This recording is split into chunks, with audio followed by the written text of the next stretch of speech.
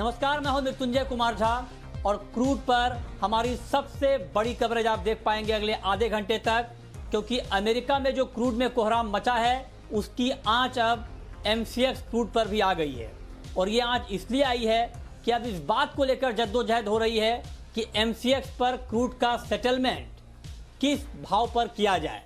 क्या उस भाव पर किया जाए जिस भाव पर कल नाइमेक्स पर मई का वायदा बंद हुआ था, क्योंकि जो एमसीएक्स के कॉन्ट्रैक्ट हैं उसके नियम यही कहते हैं कि जो भी क्लोजिंग प्राइस होगा नाइमेक्स का उसी भाव पर एमसीएक्स पर भी सेटलमेंट होगा।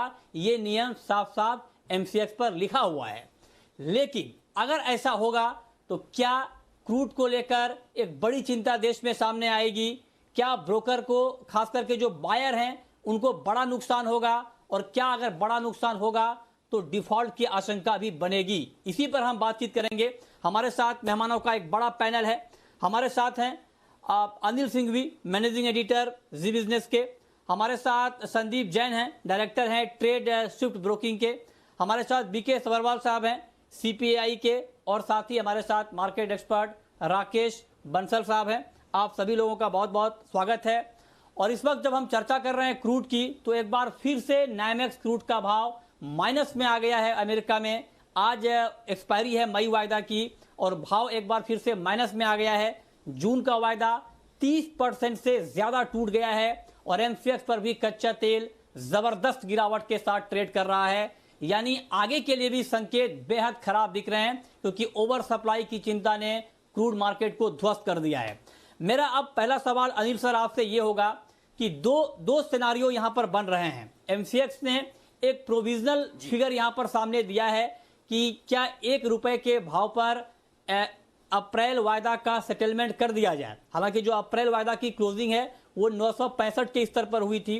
₹1 का एक नॉमिनल प्राइस यहां पर रखा गया है, हालांकि अंतिम फैसला आना अभी बाकी है। दूसरी तरफ जो सेलर हैं उनका यह कहना है कि नहीं, जो आपके रूल बुक में लिखा हुआ है आपको उसी के आधार पर सेटलमेंट करना है। और जो माइनस में जो क्लोजिंग हुई है नाइमेक्स पर, अगर उसको आप कन्वर्ट करेंगे तो माइनस 2865 के आसपास का भाव बैठता है सेटलमेंट का एमसीएक्स पर। आपके हिसाब से क्या होना चाहिए? क्या माइनस में सेटलमेंट कर देना चाहिए या आपको लगता है कि जो नॉमिनल प्राइस ₹1 का तय किया गया है उस पर कर देना चाहिए? देखिए मृत्युंजय, कमोबेश 24 घंटे होने आए। मेरे ख्याल से कल 5 बजे जब कमोडिटी मार्केट बंद हुए थे तब ये ₹965 का दाम था जो सेटल हुआ था। तब से लेकर अब तक एक्सचेंज ये फाइनल नहीं कर पा रहा है कि एक्चुअल फाइनल प्राइस क्या होनी चाहिए। नियम एक्सचेंज का क्या है? नियम यह है कि जो भी वायदा कारोबार की एक्सपायरी के दिन नाइमेक्स क्रूड की जो सेटलमेंट वाली प्राइस है रात की, वही प्राइस हमारी मानी जाएगी। और वो प्राइस थी कल $37 नेगेटिव। ठीक है, उस हिसाब से देखें तो आप जो बता रहे हैं ₹2829 नेगेटिव ये प्राइस होनी चाहिए। 965 की प्राइस थी, प्रोविजनली उन्होंने ₹1 रखी। अब देखिए इसमें दो चीजें हैं। पहली चीज तो ये कि अगर आप नियमों के मुताबिक जाएं तो नियम तो वही कहते हैं कि जो नाइमेक्स में बंद हुआ है वही भाव होना चाहिए, लेकिन क्या वो रीजनेबल है?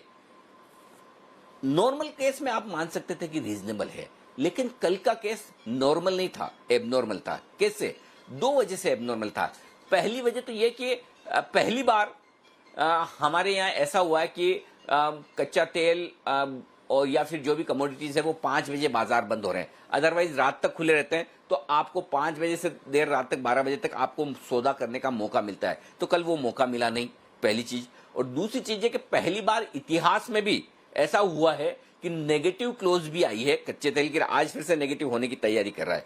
तो ऐसे में जब 2 एक्स्ट्रा ऑर्डिनरी एबनॉर्मल सिचुएशन आपके सामने हो जो जिंदगी में आपने पहले कभी नहीं देखी है, मेरे ख्याल से कम कारोबार के घंटों के साथ ये पहली क्लोजिंग है जो मंथली क्लोजिंग जो कल देखने को मिली। तो मुझे लगता है कि इसमें एक्सचेंज को एक ऐसा व्यू लेना पड़ेगा जिसमें एक्सचेंज में डिफॉल्ट्स ना हो, इसको ध्यान में रखते हुए लेना पड़ेगा। इसमें कोई डाउट नहीं कि जो लोग हैं वो ये जरूर मांग करेंगे कि भाई अगर आपने कच्चे तेल को क्लोजिंग प्राइस पर नहीं काटा तो आप नियमों के साथ छेड़छाड़ कर रहे हैं। लेकिन अगर कच्चे तेल को नियमों क्लोजिंग के हिसाब से काटेंगे तो नुकसान भारी भरकम हो सकता है। मैं ये जरूर कहूंगा अभी इस वक्त नियमों के मुताबिक पलड़ा शॉर्ट सेलर्स का भारी है, क्योंकि नियम आपका यह कहता है कि रात को जो नाइमेक्स क्रूड की प्राइस सेटल हुई है उस पर सेटल किया जाता है। तो उस लिहाज से अगर आप सोचेंगे तो शॉर्ट सेलर्स का पलड़ा भारी है, लेकिन एक्सचेंज को एक सोच समझकर व्यू लेना पड़ेगा कि एक्सचेंज भी सेफ रहे, ब्रोकर सेफ रहे और किसी तरह का कोई संकट ना आए। तो ये एक बड़ा मुश्किल वाला मामला है। देखते हैं एक्सचेंज इससे कैसे हैंडल करता है। एमसेक्स के लिए बड़ी चुनौती है ये। मृत्युंजय, बहुत बड़ी चुनौती है और इसको लेकर जद्दोजहद आज सुबह से चल रही है। एक्सचेंज के अधिकारी आपस में बातचीत कर रहे हैं, सेबी से संपर्क में हैं एक्सचेंज के अधिकारी कि आखिर फाइनली किस भाव को सेटलमेंट प्राइस घोषित किया जाए। लेकिन अब बीके सभरवाल जी, चूंकि आपका संगठन कमोडिटी ब्रोकर का सबसे बड़ा संगठन है सीपीएआई, आप लोगों ने क्या एडवाइस किया है एक्सचेंज को, किस भाव पर सेटलमेंट होना चाहिए, ताकि जो बात अभी अनिल जी ने कही कि एक ऐसे भाव पर होना चाहिए कि डिफॉल्ट ना हो, ब्रोकर भी बच जाए, एक्सचेंज भी बच जाए। तो आप लोगों ने क्या सुझाव दिया है एक्सचेंज को, सेबी को? धन्यवाद मृत्युंजय जी। सबसे पहले तो मैं ये बता दूं कि मैं सीपीएआई का पास्ट प्रेसिडेंट हूं, वो आपको भी ध्यान है और जनता को भी ध्यान है।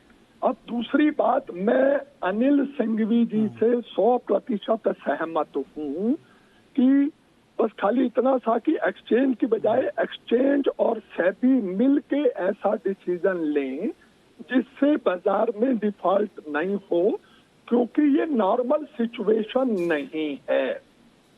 अब नॉर्मल सिचुएशन है, बाजार 11:30 तक खुले होते तो डिसीजन बिल्कुल वही होना था जो नाइमेक्स का भाव था, पर क्योंकि बाजार 5 बजे बंद हो गए और जो आपने बताया भी कि उस वक्त 965 का भाव था, और अब अगर इसको नाइमेक्स के रेट से करें तो -2755 आता है, जो फिगर में 3600 के लगभग का डिफरेंस बन जाता है।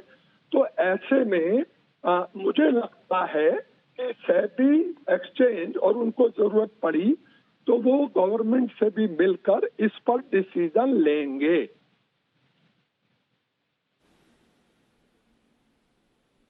ओके, तो आपकी ये राय है। लेकिन संदीप जैन साहब, ये बात ठीक है कि रीजनेबल तो यही होगा कि आप एक ऐसा भाव तय करें जिससे डिफॉल्ट का खतरा ना हो और ब्रोकर भी बच जाए, एक्सचेंज भी बच जाए। लेकिन सेलर की ये दलील है कि आपने अपने रूल बुक में साफ साफ लिखा है कि जो भी नाइमेक्स का सेटलमेंट प्राइस होगा उसी के आधार पर होगा। आपने 5 बजे मार्केट बंद करने का फैसला लिया, तो फिर आपने उस समय ये तय क्यों नहीं किया कि आपका सेटलमेंट प्राइस क्या होगा? क्योंकि 5 बजे के बाद मार्केट में एक्शन ज्यादा होता है, इसका खतरा तो मार्केट में था पहले से ही। गैप अप या गैप डाउन ओपनिंग की हमेशा अगले दिन रहती थी। तो क्या बीच का रास्ता ये भी हो सकता है क्या कि जो भी 5 बजे का प्राइस अंतर्राष्ट्रीय बाजार में कल का था $13-14 के आसपास, उसको बेस मानकर सेटलमेंट किया जाए? क्या ये भी एक रास्ता हो सकता है? देखिए, बहुत कठिन सवाल है ये सर्टेनली मृत्युंजय जी। एक्स्ट्रा ऑर्डिनरी सिचुएशन है, अनप्रेसिडेंटेड है। मैंने सब्बरवाल जी को भी सुना, अनिल जी को सुना, और बहुत हद तक राय एक ये थी कि होलिस्टिक व्यू लेना पड़ेगा। और इसमें बहुत बड़ा रोल, देखिए बहुत बड़ा थिंक टैंक लगा हुआ है। वैसे भी रेगुलेटर्स काफी सक्षम है, एक्सचेंजेस भी पास्ट में भी इन टाइप के सिचुएशंस को वैसे हैंडल किए हैं। काफी सिचुएशंस आई हैं ऐसी, भले वो एनसीडीएक्स हो, एमसीएक्स हो या पुराने। बट फिर भी मैं ये कहूंगा कि यहाँ पे जो 2-3 चीजों की जो मुझे लगी कि देखिए, एक तो क्रूड ऑयल एक ऐसी आइटम थी जो कि एक बार 40% नीचे बंद हुई, एक बार 25% ऊपर बंद हुई। एक्स्ट्रा ऑर्डिनरली वॉलेटाइल आइटम है। तो कहीं ना कहीं देखिए, इस चीज में ये तो है कि इसको खुला नहीं छोड़ना चाहिए था कि 5 बजे बाद आप जब मार्केट्स बंद है, और मार्केट्स भी अभी बंद हो रखे हैं, एंड ऑफ डे में कोई भी सेटलमेंट होता, ठीक है, वो रिस्क लेके जाई जा सकती है। बट एंड ऑफ सेटलमेंट में एफएसपी जो थी, वो कहीं ना कहीं वहां पे कॉन्ट्रैक्ट में शुरुआत में मेरे हिसाब से कुछ ट्विकिंग होनी चाहिए थी कि भाई ये चीज हो रही है। क्योंकि आप देखिए, नाइमेक्स में भी एक सर्कुलर आया था और वो लोग माइनस की प्राइसेस के लिए भी कहीं ना कहीं प्रावधान बनाए, बट इंडिया में ये नहीं है और इसलिए ₹1 का प्राइस भी आया है सेटलमेंट का। बट मुझे ऐसा लगता है कि कल शाम की जो प्राइस है, जनरली ऐसा होता है कि लास्ट के 3 दिन के सेटलमेंट प्राइसेस होते हैं, लास्ट के हाफ एन आवर के सेटलमेंट प्राइसेस होते हैं 4:30 से 5 के बीच में। बट अगेन शॉर्ट सेलर्स है, उनकी अलग दलीलें आएगी, बायर्स की भी अलग दलीलें आ रही है कि अगर आप ये चीज मानते हो कि उससे कॉन्ट्रैक्ट से सेटल होना है, तो वो फिर आप बायर्स डिलीवरी कॉन्ट्रैक्ट भी है, यहाँ पे कैश सेटल कॉन्ट्रैक्ट है। बहुत सारे किंतु परंतु हैं इसमें। तो मैं तो एक्चुअली बहुत कुछ सोचा, काफी लोगों से डिस्कशन भी हो रही है, हर टाइप के क्लाइंट्स की अलग अलग दलील आती है, but it is not that easy कि इसको एक बार में सेटल कर दिया जाए। बट ये जरूर है कि कहीं ना कहीं ऐसा डिसीजन लेना पड़ेगा जो कि बायर्स एंड सेलर्स को कहीं ना कहीं मानना पड़ेगा, और यहाँ पे रेगुलेटर्स जो बोलेंगे वो सर्वे वो रहेगा, और मेरे हिसाब से ऐसा ही कुछ होगा कि ऐसा कुछ डिसीजन लिया जाएगा। जो थिंक टैंक बैठी है वो लेगी ऐसा कुछ अच्छा ही डिसीजन लेगी, जो कि मानना पड़ेगा दोनों को। ओके और ये शो हम आपको इसलिए दिखा रहे हैं क्योंकि ये बहुत महत्वपूर्ण है और भारतीय कमोडिटी मार्केट के लिए ऐतिहासिक दौर अभी सामने आया है। इससे पहले कभी इस तरह का सिचुएशन सामने नहीं आया था, इसलिए आपके लिए भी जानना समझना जरूरी है कि आखिर मार्केट में हो क्या रहा है। अब अनिल सर, मैं आपसे एक सवाल और पूछना चाहता हूं। दो आंकड़े सामने हैं।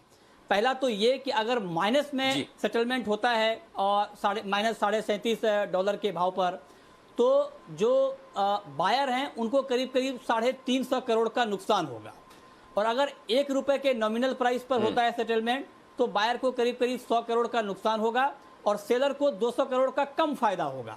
फायदा दोनों केस में सेलर को होना है, लेकिन ₹1 वाले केस में फायदा 200 करोड़ का कम होगा। सेलर की ये दलील है कि गेम के नियम होते हैं और उस नियम के मुताबिक आपको खेलने होते हैं। हार जीत का यहाँ पे कोई इमोशन काम नहीं करता है। क्या सेलर की इस दलील में आपको दम दिख रही है क्या? देखिए, दो चीजें मृत्युंजय, एक बात पक्के से समझ लीजिए, इस मामले में एक्सचेंज और सेबी कोई भी फैसला ले, कुछ लोग तो नाराज होंगे, ठीक है ना। आप इस मामले में सब लोगों को एक साथ तो खुश कर ही नहीं सकते, नेक्स्ट टू इम्पॉसिबल है। अब क्या होना चाहिए? देखिए, पहली चीज ये है कि अब है ना, मुझे ऐसा लगता है पर्सनली कि जो शॉर्ट सेलर्स है उनको थोड़ा सा दिल बड़ा रखना चाहिए। देखिए, मेरा तो कोई लेना देना नहीं है कच्चे तेल में, नहीं मेरी एडवाइस इस लिहाज से कि मुझे उससे कोई फायदा या नुकसान होना है, या मेरा कोई ऐसे फंड में पैसा लगा जिससे कच्चे तेल ऊपर नीचे होने से फर्क पड़ता हो। एकदम अनबायस्ड ओपिनियन में दे रहा हूं। देखिए, सिंपल चीज है, ₹965 पर जब कच्चा तेल आपका सेटल हुआ 5 बजे, तो वहां पर ब्रॉडली कच्चे तेल में जिस आदमी ने पोजीशन छोड़ी, शॉर्ट पोजीशन, वो ये मान के चल रहा था कि मेरा इसी भाव के आसपास होगा, या चलिए उन्होंने मान भी लिया हो कि उन्होंने सोचा हो कि थोड़ा बहुत और नीचे रात को आ जाएगा तो मैं क्यों काटूं, चलिए वो भी मान के चला हो, ये भी एक पॉसिबिलिटी है, इससे आप इनकार नहीं कर सकते। तो मैं काटूं ही क्यों, रात को 12 बजे तक मुझे थोड़ा और प्रॉफिट मिलेगा। लेकिन मुझे बताएं, इंडिया में नहीं, पूरी दुनिया में क्या एक भी आदमी ऐसा था जो ये सोच रहा हो कि $37 नेगेटिव भी कच्चा तेल हो सकता है? हम $2 की बात कर रहे थे कल। आपने जब $2 का शो किया तो ही मैं सोच रहा था कि ये मृत्युंजय कर क्या रहे भाई, पानी से सस्ता तेल, $2 में भी कोई तेल मिलता है क्या? वो $2 भी आपको ज्यादा लग रहा था। उसके सामने अगर आपको 965 में सेटल हुआ है और ₹1 भी मिल रहा है तो आपको कम नहीं मिल रहा है, तो उसको भी आप छप्पर फाड़ गेंद मानिए। मुझे लगता है कि सेलर्स को थोड़ा सा दिल बड़ा रखना चाहिए। ये अनबायस्ड ओपिनियन है, और मुझे मालूम है इसमें बहुत सारे शॉर्ट सेलर्स ऐसे होंगे जो मेरी ओपिनियन से सहमत नहीं होंगे और उन्हें बुरा भी लग रहा होगा। मेरा किसी के साथ मतलब कोई ऐसा नहीं है, मैं थोड़ी सी सहानुभूति उनके साथ रखना चाहता हूं जो अनएक्सपेक्टेड बड़ा लॉस झेल रहे हैं। एक बात आप जैसे समझिए, जैसे आपको नहीं पता था कि -$37 हो जाएगा, वैसे ही बायर को भी नहीं पता था ना कि -$37 हो जाएगा, नहीं तो वो भी तो अपनी पोजीशन काट के जाते हैं। तो कहीं बीच का रास्ता ले आए, ₹1 हो सकता है, या फिर कुछ ऐसा हो सकता है कि 50-50 टाइप का कर ले, कि जहां पर ऐसा भी ना लगे कि शॉर्ट सेलर को बिल्कुल फायदा नहीं हो रहा है और ऐसा भी ना लगे कि तेजी करने वाला बेचारा बिल्कुल मर ही गया। तो मुझे लगता है कुछ इस तरह का फॉर्मूला बनाकर, I don't know practically possible है या नहीं है, लेकिन जो मुझे लगता है वो ये कि एक ऐसा फॉर्मूला बनाना चाहिए जिसमें ऑफ कोर्स शॉर्ट सेलर्स को उसका नसीब तेज है, उसका फायदा मिलना चाहिए, और जो तेजी करके फंस गया है वो मरे ना, जिंदा रहे। इस तरह का कोई फॉर्मूला निकालना चाहिए।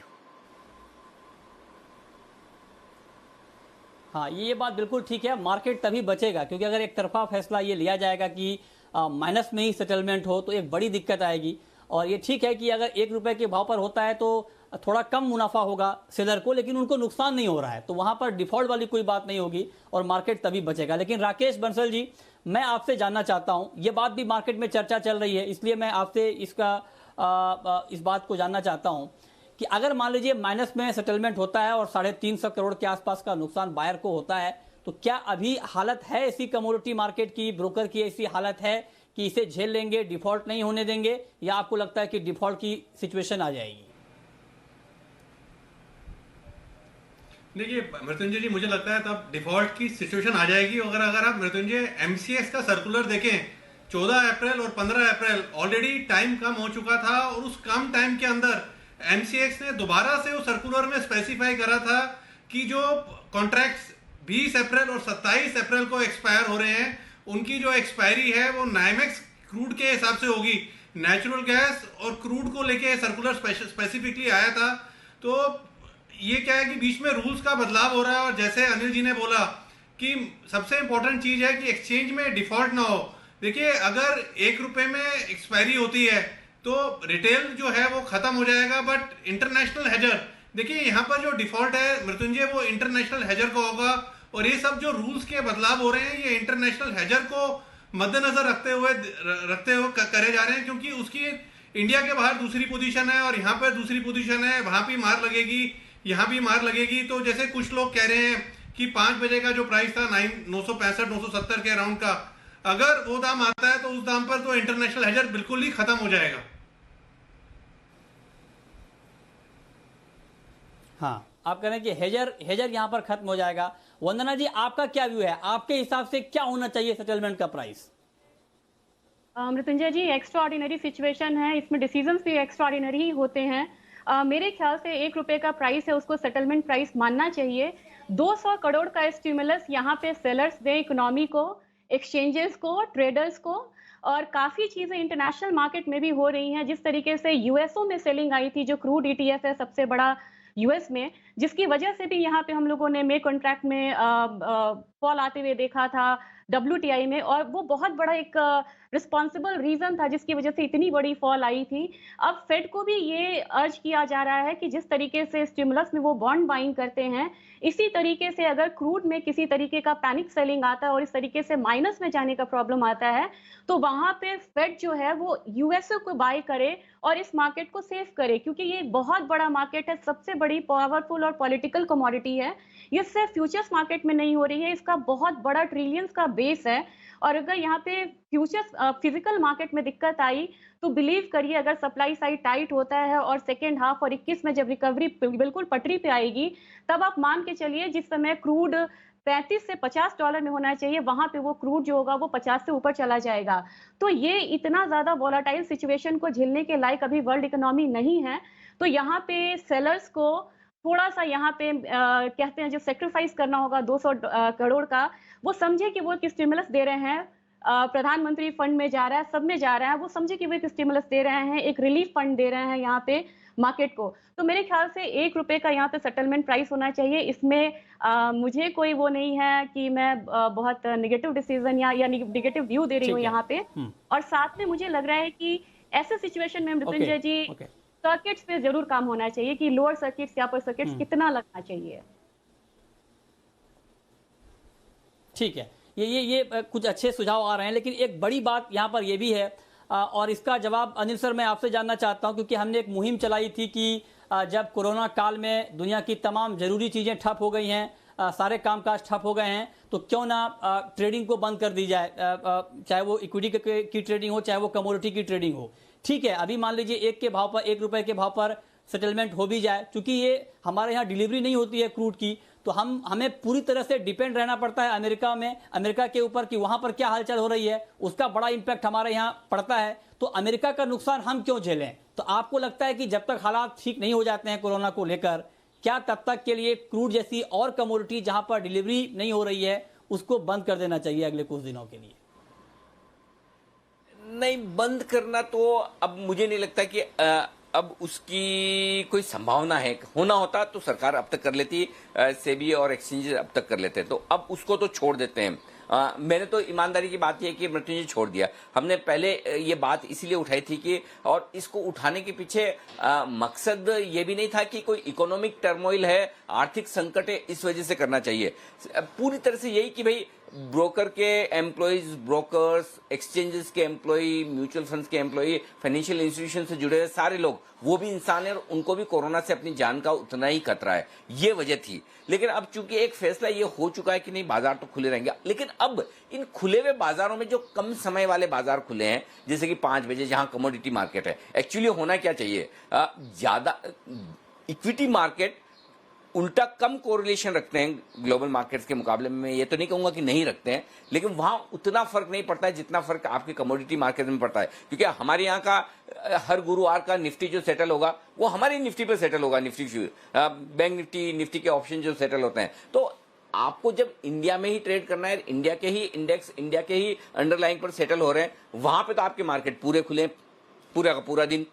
लेकिन जहां कम करना चाहिए वहां कम नहीं किया, लेकिन जहां इंटरनेशनली आपको सेटल करने ट्रेड, जैसा कि कच्चा तेल, जैसा कि आपके मेटल्स, वो खुले हुए हैं। तो ये थोड़ी सी है ना, मतलब मुझे लगता है कि यहाँ एक सोच की जरूरत है, और वो सोच ये होनी चाहिए कि बदले हुए समय के हिसाब से आपको क्या अपने सेटलमेंट के तौर तरीकों में कोई बदलाव करना चाहिए, यदि ना करें तो क्या ऐसा करना चाहिए कि बाकी दिन छोड़ दें, सिर्फ सेटलमेंट के दिन, जैसा कि कल था कि यहां पर मार्केट हम 5 बजे बंद करने के बजाय हम रात को 11 बजे तक, 12 बजे तक चालू रखें, ताकि इस तरह के। तो मुझे लगता है कि वो सोच कहीं न कहीं आने की जरूरत है कि इस तरह के वोलेटाइल ट्रेडिंग सेशन जहां आपको सेटलमेंट प्राइस कहीं बाहर से डिराइव करनी है, किसी और एक्सचेंज से डिराइव करनी है, वहां पर मुझे लगता है कि तेजी से डिसीजन लेने की जरूरत है रेगुलेटर्स को। तो वो हो जाए तो काम हो जाए। मैं ये नहीं कहूंगा कि मार्केट बंद होने चाहिए, वो होंगे भी नहीं, होने होते तो अब तक हो जाते। लेकिन हाँ, ये जरूर है कि अगर खुले हुए मार्केट है, आधे अधूरे खुले हुए हैं, और स्पेशली जब आपका सेटलमेंट प्राइस, आपका पे इन पे आउट, आपका सौदा किस तरह से सेटल होगा, ये आपके हाथ में नहीं है, किसी और मार्केट के हाथ में है, तो फिर आपको एक्स्ट्रा सावधानी रखनी पड़ेगी। ये सबसे बड़ा लेसन कल हमने सीखा है कच्चे तेल से। बिल्कुल, क्योंकि ये कंट्रोल तो अपने हाथ में होना चाहिए। ऐसा नहीं कि अमेरिका में स्टोरेज की दिक्कत हो और हमारे ऊपर उसका नेगेटिव इंपैक्ट आ जाए। हमारे यहाँ तो स्टोरेज की दिक्कत है नहीं, लेकिन चूंकि हम क्रूड में ना डिलीवरी देते हैं ना लेते हैं, इसलिए अमेरिका में जो कुछ भी हो रहा है उसका सीधा इंपैक्ट हमारे ऊपर पड़ रहा है। लेकिन सबरवाल जी, मैं आपसे एक चीज़ और पूछना चाहता हूँ कि क्या आपको लगता है, चूंकि ठीक है अभी ये जद्दोजहद चल रही है कि किस भाव पर सेटलमेंट होना है, लेकिन अगर 1 रुपए के भाव पर सेटलमेंट होता है तब तो बायर को कोई एतराज नहीं होगा ना, क्योंकि नुकसान तो बायर को तब भी हो रहा है करीब करीब 100 करोड़ का। क्या तब भी कोई नुकसान होगा, या बायर कहेंगे नहीं ऊपर के भाव पर होना चाहिए सेटलमेंट? नहीं, साधारणतया ये तो मेंटली रिकंसाइल हो चुका है बायर्स को, क्योंकि सर्कुलर रात को ही सुबह 4 बजे आ गया था एमसीएक्स का कि प्रोविजनली 1 रुपए पर सेटल हो रहा है, और वो अमाउंट डेबिट भी लोगों के अकाउंट से हो चुके हैं। तो मुझे नहीं लगता कि 1 रुपए पर कोई ज्यादा प्रॉब्लम लोगों को होगी। आपका जो स्पेसिफिक क्वेश्चन है उसमें तो मैं इतना ही कहूंगा। दूसरी बात जो अभी अनिल जी कह रहे थे, अब तो मुझे ये लगता है कि मार्केट को, जैसा हम 10-12 दिन पहले बात भी कर रहे थे कि अब मार्केट को 11:30 बजे तक चालू कर ही देना चाहिए, क्योंकि सभी अब अवेलेबिलिटी, एक्सेसिबिलिटी इजीली हो गई है लोगों के पास। सबरवाल साहब, मैं ये बिल्कुल नहीं कह रहा, एक मिनट, सबरवाल साहब, मैं ये बिल्कुल नहीं कह रहा कि मार्केट को 12 बजे तक चालू रखिए। मैं सिर्फ ये कह रहा हूं कि क्या सेटलमेंट के दिन ये एक बेहतर तरीका हो सकता है कि सेटलमेंट के दिन आप इसे चालू रखें, बाकी हर रोज मार्केट 12 बजे तक चालू रहे, मैं इसके पक्ष में बिल्कुल नहीं हूँ। नहीं, वो ठीक है, आपने ऐसा कहा, पर आज के दिन में जो स्थिति बन गई है उसमें अगर मार्केट अब रात को 11:30 बजे तक भी चालू रह जाएगा, क्योंकि जितने इनिशियल प्रॉब्लम्स थी वो सब ओवरकम हो गई हैं, ब्रोकर्स के पासेस वगैरह बनने की, कर्फ्यू पासेस बनने की। जी 1 मिनट। हाँ, बोलिए मृत्युंजय जी। जी सरवाल जी, 1 मिनट रोकना चाहूंगा। इसको लेकर एक बड़ी खबर आ गई है, एक बड़ी खबर इस वक्त आ गई है, और अपनी टीम से गुजारिश करूंगा इसको ब्रेकिंग में चला भी दे। जिस बात का जिक्र भी आप कर रहे थे कि ट्रेडिंग टाइम 11:30 तक कर देनी चाहिए, अभी एमसीएक्स का सर्कुलर आ गया है, और अब सुबह 9 से रात के 11:30 बजे तक कमोडिटी में ट्रेडिंग होगी। जी हां, इस वक्त की सबसे बड़ी खबर आप देख रहे हैं कमोडिटी मार्केट की। कमोडिटी ट्रेडिंग के समय में बदलाव कर दिया गया है, और अब शाम 5 बजे की जगह रात के 11:30 बजे तक कमोडिटी में ट्रेडिंग होगी। ये सर्कुलर एमसीएक्स ने जारी कर दिया है। जिस बात की चर्चा अभी हम लोग कर भी रहे थे कि क्या करना चाहिए जिसके आधार पर मार्केट थोड़ा सा बैलेंस हो। अनिल सर, क्या रिएक्शन होगा आपका? बिल्कुल, और ये ज्यादा बेहतर तरीका है कि अगर आप बाहर के मार्केट से प्राइस डिराइव कर रहे हैं और तो फिर उसको प्रॉपर तरीके से ट्रेड होने दें। तो ये अब 5 बजे से टाइम 11:30 बजे तक होगा। अब मृत्युंजय, ये ठीक है कि आप आगे के एक्सीडेंट रोक रहे हैं, ये बात ठीक है कि चलिए और कोई तरीका है नहीं। और मैं फिर कह रहा हूं, एक्सचेंज रेगुलेटर जो भी फैसला लेंगे वो फैसला कुछ न कुछ लोगों को नाराज करेगा, ये बात पक्की है। अगर कुछ न कुछ लोगों को नाराज करेगा तो फिर इसका मतलब क्या है? इसका मतलब क्लियर कट ये है कि भाई कोई कोई तो दुखी होगा। अब इसमें जैन साहब, मैं आपके पास आ रहा हूं और इसमें ये लिखा है कि नॉन एग्री कमोडिटीज जो है इंटरनेशनली रेफरेंसेबल, जिनका अंतरराष्ट्रीय बाजारों में कारोबार होता है, वो होंगे 9 से 11:30। और जो बाकी कमोडिटीज है जैसे कि एग्री हुआ, कॉटन, आपका कपास, ये जो कुछ भी पामोलिन, सीपीओ जो होते हैं आपके, वो सारे 5 बजे ही होंगे। इससे क्या फर्क पड़ेगा? जैन साहब जरा बताइए। नहीं, देखिए ये चीज तो थी कि जिस दिन मार्केट टाइमिंग्स चेंज हुए तो देखिए इक्विटी मार्केट्स में भी और कमोडिटी मार्केट्स में सब पार्टिसिपेंट्स ने काफी हद तक, एसोसिएशंस ने, सबने कोशिश की थी कि बंद रहे, बट यूएस मार्केट्स बंद नहीं थे तो सर्टेनली रेगुलेटर्स की भी हाथ बंधे हुए हैं, वो लोग नहीं कर सकते थे। और ये चीज हम भी एक्सेप्ट कर ले कि चलो मार्केट्स बंद नहीं हो, प्राइस डिस्कवरी और ये सब पे बहुत बड़ी रिस्क आ सकती है। और देखिए कहीं ना कहीं देखिए क्रूड में वो चीज दिख गई। तो उस चीज का जो आपने बहुत एक अच्छी चीज कही कि जब ऐसे सिचुएशंस रहते हैं, हो सकता है कि सेटलमेंट वाले दिन 11:30 तक हो जाए, या फिर आपको एक प्रीएम्प्टिव या एक प्रोएक्टिव या फारसाइटेडनेस या फोरसाइट के साथ कोई हो सके कि भाई जिस दिन कटान होगी, बाकी दिन तो चलिए एंड ऑफ डे सेटलमेंट है, बाकी एंड ऑफ डे प्राइजेस होती है, बट एंड ऑफ सेटलमेंट वाले दिन कहीं ना कहीं कुछ चीजें चेंज हो। बट अब अगेन अब चीज ये हो गई है कि इस चीज को सुधारा जा रहा है, which is a good move. I think again markets को देखिए नॉर्मल टाइमिंग पे कर रहे हैं, क्योंकि 20 तारीख से देखिए वैसे भी पार्शियली जब बाकी चीजें चल रही है, जब नहीं चल रही थी तब हम पार्शियली ओपन थे, अब चीजें पार्शियली चल रही है तो हम पूरे ओपन हो। ठीक है, अब धीरे धीरे माहौल वैसा रहेगा और ये चीज एक्सेप्ट भी करना पड़ेगा कि आगे भी होने वाली है। सो इंटरनेशनली रेफरेंशिएबल कमोडिटी में क्रूड में जिस तरीके की रिस्क देखने को मिली तो उसका ये स्टेप था, और कहीं ना कहीं ये अंदेशा था कि आज ये आने वाला है और ये चीज हो गई है और शो के दौरान आई है, इसलिए और बहुत ही बड़ा कोइंसिडेंस है। तो ये तो कहना पड़ेगा कि शो की टाइमिंग जबरदस्त है और शो का थीम जबरदस्त है, and thanks to Zee business भी बहुत जबरदस्त है। जैन चलिए, साहब हुए, सबरवाल साहब हुए, वंदना जी और हमारे खबर आ गई है बंसल जी।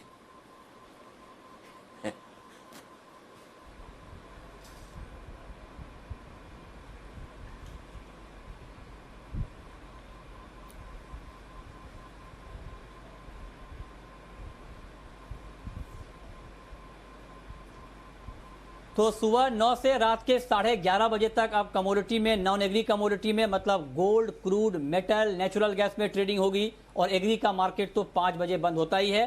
तो कुल मिलाकर जिस बात की डिमांड की जा रही थी वो हो गई है। लेकिन सबरवाल जी, आप लोगों ने भी इस बात को लेकर के लिखा था, हालांकि आपने पहले लिखा था कि ट्रेडिंग टाइम कम हो, बाद में आपने लिखा कि ट्रेडिंग टाइम बढ़ा दिया जाए, तो 2 बार आपने अलग अलग सुझाव दिए थे।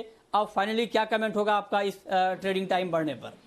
ट्रेडिंग टाइम बढ़ने पर बिल्कुल ठीक किया है, बल्कि हम रेगुलेटर को एसोसिएशन के बिहाफ पर थैंक्स भी करेंगे कि ट्रेडिंग टाइम को नॉर्मल कर दिया है। और यही अगर एक दिन पहले हो गया होता तो शायद आज ये प्रॉब्लम जिसको हम डिस्कस करने बैठे थे वो हमारे बीच में होती ही नहीं। हम एक्सचेंज को और रेगुलेटर को धन्यवाद करते हैं। जो आपने बात कही वो सच्चाई में हमने पहले लिखी थी जब मेंबर्स को प्रॉब्लम आ रही थी, पर जब मेंबर्स की प्रॉब्लम सॉल्व हो गई तो हमने वापस लिखा। और मैंने आपके चैनल पर ये बताया भी था कि हमने पहले पोलिंग की थी तब 76% लोग ये चाहते थे टाइम कम हो या बंद हो जाए, और जब हमने दोबारा पोलिंग की तो 70% लोगों ने ये चाहा कि इसको नॉर्मल रिस्टोर कर दिया जाए, और अकॉर्डिंगली हमने जो है सेबी को लिखा था। ओके, चलिए, बहुत बहुत शुक्रिया बीके सबरवाल साहब आपका, संदीप जैन जी आपका, राकेश बंसल जी आपका, वंदना जी आपका और अनिल जी आपका इस खास चर्चा में शामिल होने के लिए और बताने के लिए कि सेटलमेंट का वाजिब भाव क्या होना चाहिए ताकि मार्केट में पैनिक क्रिएट ना हो, ताकि मार्केट में डिफॉल्ट ना हो। और जी बिजनेस हमेशा से आपके हक की आवाज़ को उठाता है, हम हमेशा आपके हक की बात करते हैं। और आज भी हमने ये मुद्दा इसलिए उठाया ताकि आज सुबह से ही पूरे कमोडिटी मार्केट में इसी बात को लेकर चर्चा है कि आखिर MCX पर सेटलमेंट किस भाव पर होगा और किस भाव पर होना चाहिए। तो बहुत बहुत शुक्रिया आप तमाम खास मेहमानों का। तो फिलहाल इस बुलेटिन में इतना ही।